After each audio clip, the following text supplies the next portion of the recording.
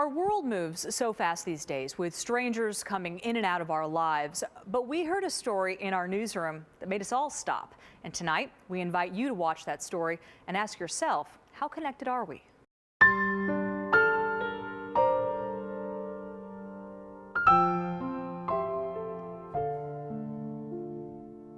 He was one of the happiest people that anyone would meet, and everyone who met him loved him.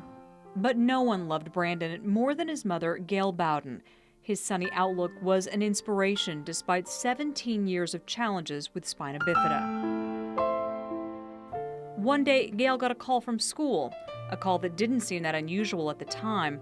Her son was sick. Brandon was just sicker than we knew. And he stopped breathing at home on a Sunday.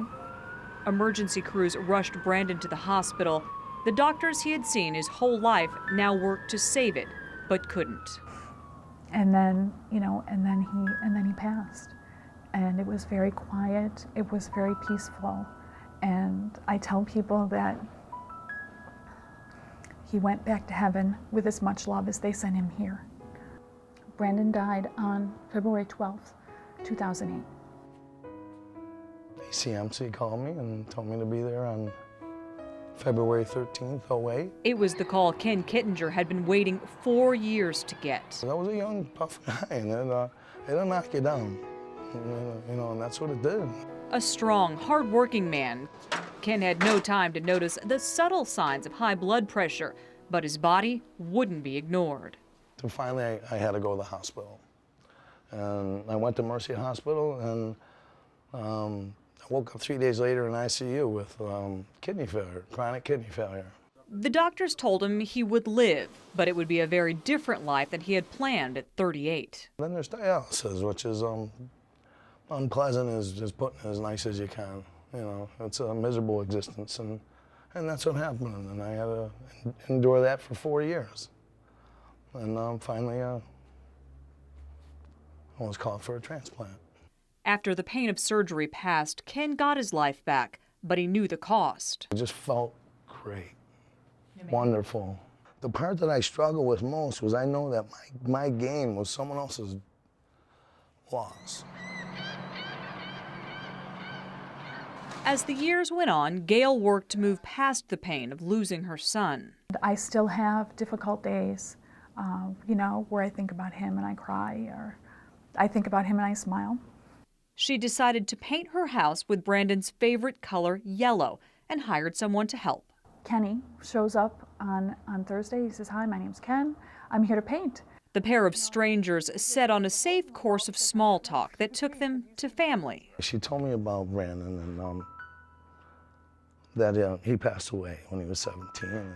And I said, I know what it's like to be sick. I was on dialysis for 4 years. I had high blood pressure. And that was brutal. I said, but I just celebrated my 4th anniversary of kidney transplant. I said, when was your anniversary? He said, last month. I said, February? He says, yeah. I said, what day? And I said, February 13th, 08. And I said, my son died on February 12th, 2008, and we donated his organs. It was like an out-of-body, surreal moment because this just can't be happening. All of a sudden, Ken says, you told me that you wrote letters to the families. I said, yeah, I did. He said, your letter starts out, hi, my name's Gail, my son Brandon. So I immediately start crying. Then she made the call to Units and her son's donor coordinator. And she says, his name is Ken Kittinger, and I said, yes. And she says, he has Brandon's kidney. And I almost dropped the phone, and I looked up, and she says, are you sure you're okay? I said, I'm still okay. And I looked up at him, and he looked at me, and he goes, it's me, isn't it? And I said, yeah. And then we both started crying, and then we hugged. She took a few minutes and confirmed what I already know. This is my donor family. In their living room, amazed by it, right? It's just unbelievable. It was just amazing, and it continues to be. It continues to be. Do you think this is just some odd coincidence, or do you think this is something bigger? When I tell people the story, I tell them it's a hand of God story.